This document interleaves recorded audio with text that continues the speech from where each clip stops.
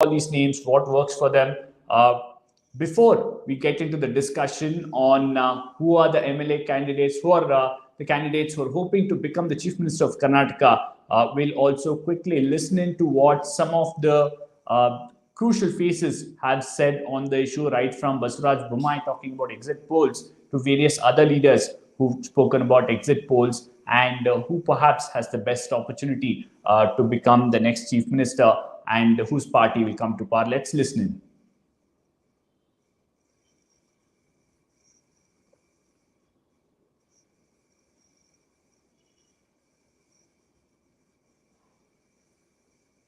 Okay, in fact, we'll go to those reactions in a short while from now on what are the kind of reactions that have come in, especially whether it's Chief Minister Basuraj Bommai and various others who come out and spoken about the exit polls, the kind of sentiments or the opinion given in this exit poll on where all these parties stand in terms of numbers, where do they really stand, how are they likely to perform. Those aspects we'll discuss. We'll get to those voices as well in a short while from now. What we want to do definitely is look at the kind of chances that some of these leaders have. Let's look at Siddaramaiah, the former Chief Minister of Karnataka, the man, the mass leader for the Congress party. What really goes for him? Well, the fact that he claims that he has the backing of a large Ahinda group, whether it's the Kurubas, the Muslims, the SC/STs, and the minority community. He says he's the undisputed leader for these communities, and that's why he should be made the Chief Minister. That would be his claim, and he's the mass leader for the party. He has pan-Karnataka appeal.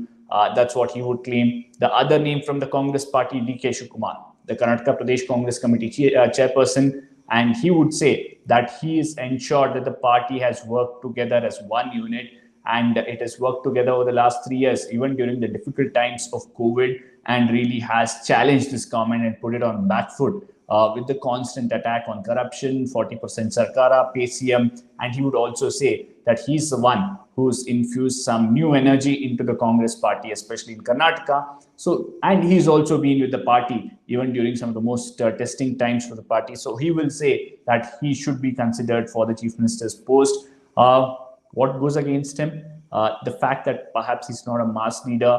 His area of appeal is restricted to 2-3 districts in Old Mysore region. That would really go against him. Who are the other faces we are looking at? Well, Basuraj Bommai, the sitting Chief Minister.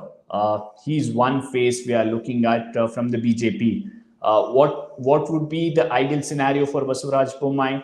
Well, if the BJP comes back with a simple majority, a clear majority, then Basuraj Bommai stands a chance of even lobbying with the Central High Command to ensure that he comes back as a Chief Minister.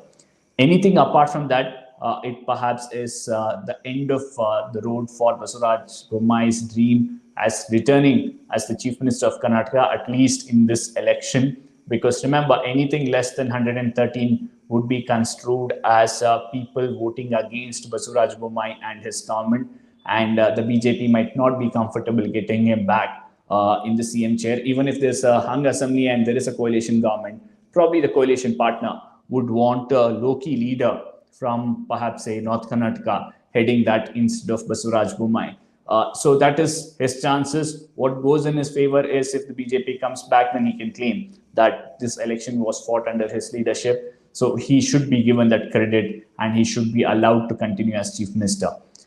The other name is H.D. Kumaraswamy, the man who's never got a majority on his own, but has become Chief Minister at least 2 times now for a considerable period of time.